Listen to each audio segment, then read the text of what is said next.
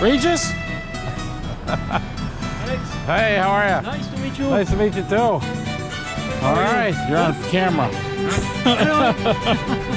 Brother, ready to go? Yeah. Yes, There it is. she's here. There it is.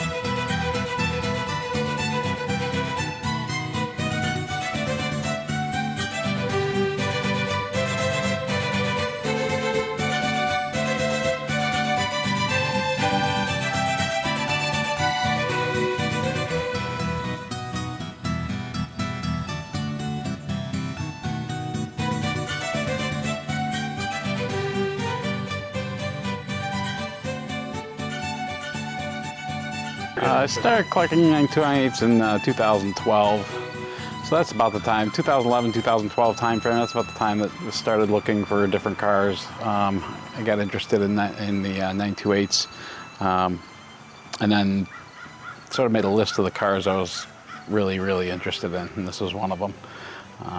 I liked the story, and that it kind of had disappeared, and was one of those ones that was floating out there, waiting to be found. It was always kind of in the background. I always concentrated on the earlier cars, like 78s, and some of the pre-production cars were always on my radar. The Geneva show car,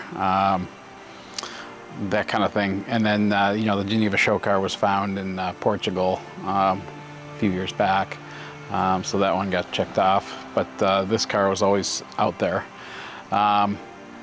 So nobody really knew where it was after '99. There was rumors that it had gone to France. No one had really substantiated those rumors. People had looked for it in the French registry. For some reason, it never showed up, even though it was registered in France. So in 2019, a friend of mine was able to get some pictures of it getting serviced at the Paris Porsche dealership up on a lift. So we knew it was in the Paris area. And after that, him and I and a bunch of other people probably were just scouring ads to see if this car would ever show up. Given the age of some of the owners, you kind of think that at some point they're going to start hitting the market. And in October of 2021, my friend sent me an ad from basically what was a French auto trader. Looked at the ad, you knew immediately it was the car. There's not many that are this color. So we pursued it at that point. Yeah, I could tell you a little bit about the longer history of the car as I know it. There's a very wealthy guy in New York City. He has multiple cars. He has the last 930 flat nose, and then a very special 964. And he also has some various BMWs. But he's a little bit of a recluse. The cars sit in a vault.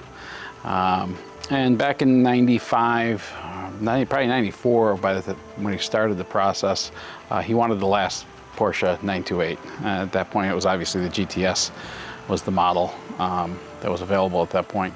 Porsche apparently said you can have the last one, so he placed the order.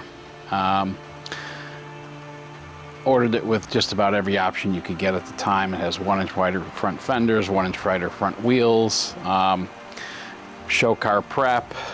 The underside of the fenders are painted exterior color to exterior grade. Special order seat belts were about $8,000 because they had to dye the whole lot just to get the seat belts.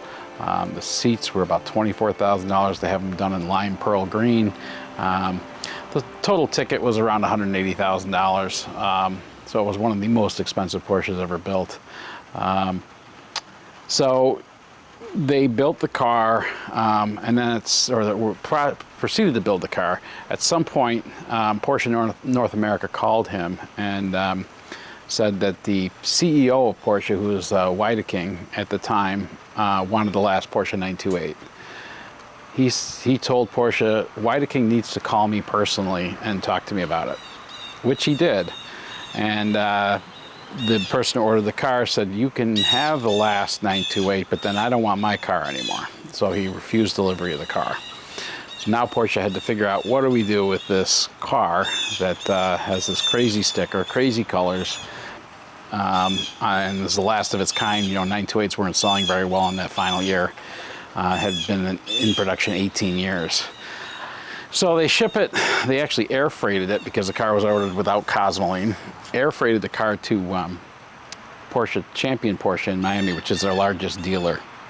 It sat there for about a year. There was a Motor Trend article, which I have, talking about the car and the crazy options that were on it. Sat there about a year. In '96, it finally sold to a Miami lady. She was a little bit elderly. She liked the colors. She drove it for a few years, about 3,000 miles. Apparently she passed away, and then the son consigned the car back to Champion for sale. At this point, a gentleman who had a place in Florida but was from France saw the car, immediately purchased it, shipped the car back to France, and the car disappeared off everybody's radar, and that was in about 1999. Nobody could find the car. Nobody knew if it actually had gone to France. That was the rumor. Champion is very close-lipped about who they sell their cars to. They don't want to reveal the information. So everyone's kind of looking for this car after '99 because they knew it was, one of the top, if not the top, special 928s out there. Like I said, it never showed up in the French registry, which is kind of odd. But like I said, as you can see, it has been registered in France. Those are French plates, by the way. Basically disappeared. But at that point in 2019, those photos emerged. So now we knew it was in France, and that's how we were able to just continually look at every ad in France, looking for this car, and it finally showed up. And through a lot of luck and having the right people in place, we were able to secure the car, get a contract on the car, and then in February, my brother and I, we went to France and actually purchased the car. And it was basically just outside of Paris. It was a broker handling the deal. We did not deal with the family of the person who had brought it to France. We dealt mainly with the broker. And to his credit, there was a lot of people after me that were offering a lot more money for the car because they understood its significance. But he held to the fact that he had a contract with me. So once again, we're very lucky in that aspect. It's Perlglanz Grün. That's German for pearl. Pearl Effect Green is the actual name of the color, and the seats are the same color. So it's just a Pearl Effect green, lime green basically. Would be a very expensive paint job even today because it's multi-stage, and that's its most significant aspect of the car, is just the unique color combination with the purple, dark purple interior. Everything's wrapped in leather. It's got the most leather options of any Porsche 928 produced. It's just a really incredible car when you take a real close look at everything. Linton, that's who ordered the car. He was always able to get some special things out of Porsche. And even the salesman I've contacted the salesman at Champion that sold the car to France, he remarked that this was the fastest 928 he's ever had. And he's driven a lot of GTSs. And the thought is that the person who purchased the car was able to get Porsche to basically blueprint the motor. And it is incredibly fast. So the thought is that Porsche did some special things to the motor, but did not put put it on the window sticker, did not put it on the order sheets, because they would have had to certify it to sell it in the United States. So therefore they kind of tweaked the motors the best they could without having certification issues. The person who bought it in France did not realize that he had the last 928. He just thought it was a unique color combination Porsche GTS from '95. Even the broker who I purchased the car from didn't realize initially what the car was. Once I went to France and picked it up, he knew there was something really special about this car, just because of all the people that had wanted to see the car. Even after it was noted that it was sold, all the people that were putting in crazy offers on the car, he started to figure out that there's something really special about this car. What told me he didn't know about the car was there was actually a person ahead of me in France that he was waiting to see if he was going to purchase the car, and that person was looking at pricing to have the car repainted because he didn't like the color of the car. He wanted to do it in like a dark gray or silver or something, which is, you know, appalling to me, but you know, it's understandable, I guess, if you don't like the color and you don't understand what this car is. So, you know, thank God that didn't happen. It had been cleaned up quite a bit, but you could see it was just absolutely filthy everywhere, every crevice. You know, I don't know what had happened to the car. The location, the broker's office, it was basically, I guess, akin to a barn and junkyard. There was Fiats in various states of disrepair. There was a boat that was overturned with a giant hole in it. There was grass up to, you know, 3 feet worth of grass. But of course, that's the broker. That's not where the car sat. There are some pictures of the car in some sort of barn that's open, and just, you know, when you open up the fuel door, you saw like this sort of caked on dirt. The interior was pretty dirty. It was, you could tell the car was taken care of, but not used as a garage queen by any means. It was used as a, you know, not a daily driver, but as a sports car for an executive that, you know, just wanted to drive it. He had screwed his phone to the dash. There was a lot of things that were, you know, there was a cigarette we found underneath. So, you know, basically our focus was just to preserve and clean as much as we could. I was very lucky. I was able to drive the car from where we found it in Paris all the way to Lyon, where we stored it at my friend's pig farm until we could get it shipped. Hit speeds of about 140. It was just about a 5-hour drive. It was just beautiful, and it was just a car guy dream come true. I had to pinch myself a couple times just because I couldn't believe it was me that was able to find this car, get this car, and drive it across France.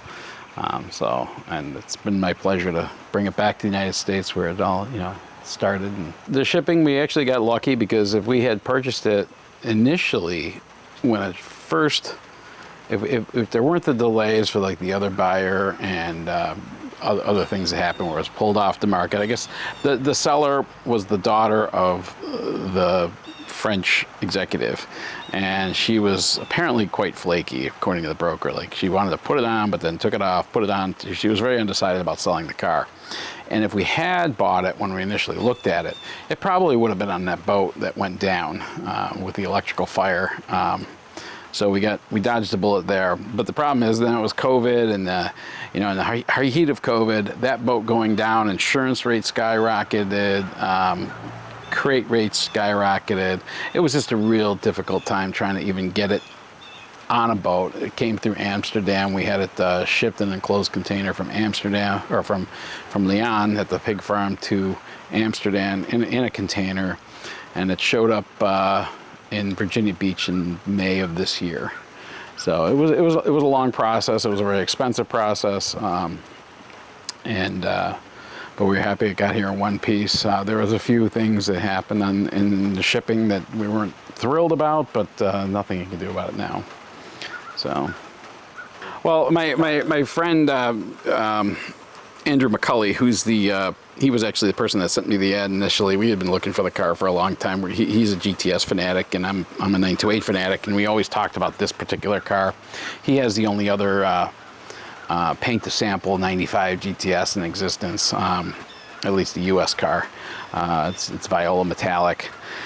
So he's also, we call him Captain Clean, so he's just very fanatic.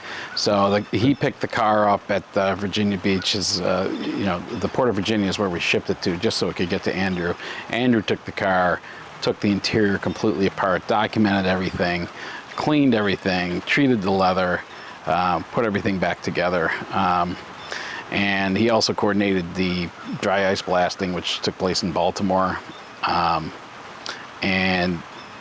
So he did a ton of work. He was just so thrilled to see this car and put his hands on it and actually see it. I mean, he's a young guy, so this car was, he was dreaming about this car when he was 10 years old. So it was a, good experience for him, I believe. And, I wanted him, because, we were so tight on finding the car, I wanted him to have some of the experience too of finding it and going through it. And so initially we wanted to bring it to Pittsburgh because we knew that we could get my other friend Andrew Finney has number one, and we were trying to put it together where we could introduce this car back to the US along with number one, and they called it bookends, first and last. I felt we had plenty of time to do it, but with the shipping delays and all the delays, it really started to get tight. Wasn't sure if we were going to make it. We did make it. There was a big hangar event where we were able to get number one and the last 928 together.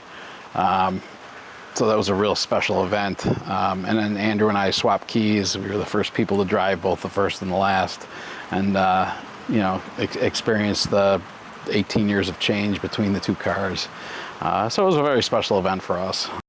So you picked up the car in 2017, and it was in parts, or was it? The car was complete. It was in pretty rough shape. It had been not running for maybe 15, 20 years, something in that area. And then it had some accident damage on the front. I think that's what parked it. One of the fenders was really crunched up, and bent wheel, and it had a pretty rough life. Most of its life, it had one long-term owner from when it got imported to the U.S. in '83 until 2011. And our friend bought it. And that long-term owner, I mean, it was just his toy car, and he used it as a sports car. Oh. He had at least 2 minor accidents that I'm aware of. And then, parked it in the garage, parked it outside. It got the fate of many older 928s in the 90s and in the early 2000s. What did you do to research the whereabouts of it? Did you just come across it, or were you looking for it for a long time? No, actually, a guy that a lot of people in the 928 community are aware of, Jim Doerr with 928 Classics, he found the car on Craigslist in 2011, and he ended up purchasing it in the condition that I described. He had done the majority, or all maybe, of the research to figure out that the VIN numbers were starting with 11 and not 01. And he's the one that connected all the dots between the license plate numbers and the VIN numbers, the factory license plate numbers. So he ended up with the car, but he had many other projects going, and he never did anything. But he stored it and took care of it, but never really got into getting it going. And then in 2017, he offered the car to me, which I'm still grateful for. It didn't go on the market to the public. We made a deal. That's how I ended up. Okay, great. And then you did the work on it. And then the rest is history. Very nice. And you've got, you said seven or so? Right now, 7 928s, but more in this genre, we have 928 number 2, which I found after this. It's also a white over green car. It was also sitting in someone's yard under a cover. In a little better condition than this one was, but similar biography. And a few weeks ago, I got 928 number 4, which is also white over green. These cars are all match 4. Yeah, that one is is really nice original car. It's the best one on the group, condition-wise. Awesome.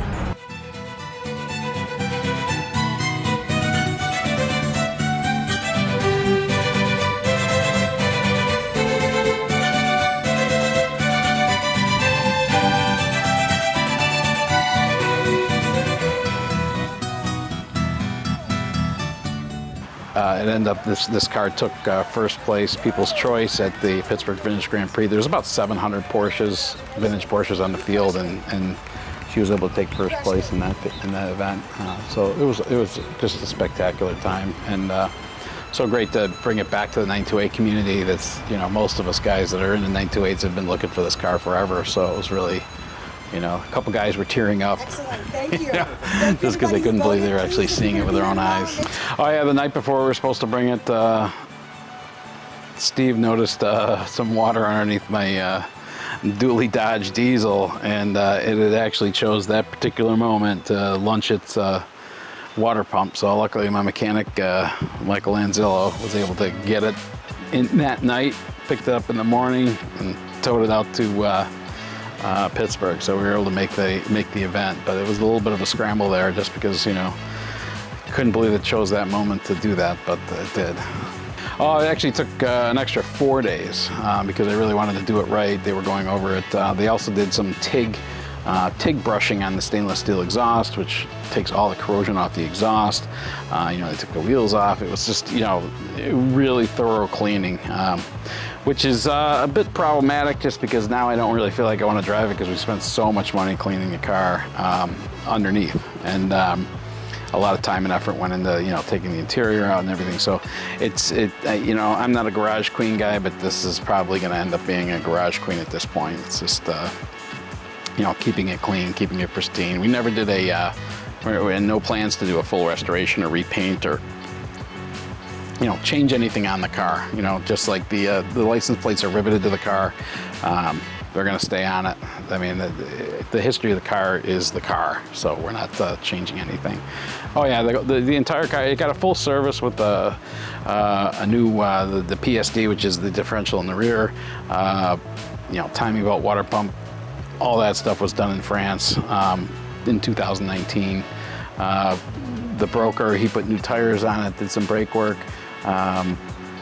You know, they had buffed the car, you know, a little bit unfortunately. I would have liked to have gotten it pristine, but, you know, we also had some paintless dent removal done. There was a couple little dings. I'm not sure if it happened en route or, you know, prior to that, but, you know, we've done quite a bit. It was just delay after delay after delay, and suddenly you're looking at the last day before we got to head to Pittsburgh. So we missed, you know, the Monday. There was supposed to be a in the street, but I looked at the weather report. It was going to be raining, and good thing I did, because I probably would have lost my water pump on the way there instead of in my driveway. So sometimes things work for the best. Oh yeah, we did the Watkins Glen Vintage Grand Prix also. That was a smaller concourse there. It got People's Choice again there. You know, there was 10, 15, 20 people around that car the entire 12-hour period, and just the amount of enthusiasm for the car. People would come up to me. One guy came up to me and said he remembers when he was young, in his 20s, and he got to see the car at Champion in Florida, you know, because he's like, he goes, I walked over because he just had to be the same car. I go, yeah, it's the same car, you know? And so that was interesting to hear some, you know, other perspectives. And one of the other interesting things about the car is once we got it in our possession, we started fishing around in Porsche databases through the dealership. And even Porsche documents show that this is the last car to leave the factory, and that's an important distinction. Actually all of the other 928s were completed in May of '95. Only 2 cars ended up being produced after that. This car and the one for Weideking. They were both built on the same day. This car has many more options and took longer to complete, so therefore it was invoiced out later. We know the invoice dates, and this was invoiced out about 2 weeks after the Weideking car was delivered. So we do know it's the very last Porsche 928 to leave the factory. We also can't determine by the VIN number which one is earlier or later, because one is a rest of world car. The Weideking's car was delivered in Germany, so it has a German VIN. This has a US VIN. So they're 2 completely different VIN structures, so you can't tell from the VIN. Porsche internal documents would probably reveal, you know, some sort of sequence number or production number, but as far as we know, that's not available. So we do know it's the very last U.S. car to produce, the very last car available to the public, because Weideking's car is owned by the Porsche Museum at this point. And it's the very last car to leave the factory, very last car to invoice out by Porsche, the most heavily optioned Porsche 928, the most expensive Porsche 928, and the most unique Porsche 928 ever built. You know, unfortunately, Weideking's car had some options, but it was just a plain color combination and just not very, I guess it wouldn't stand out as much as this car does. So I was able to talk to the person who originally ordered the car. He lives in New York City. He's still kicking. He's still quite the fiery person that he is. And it was very interesting to talk to him.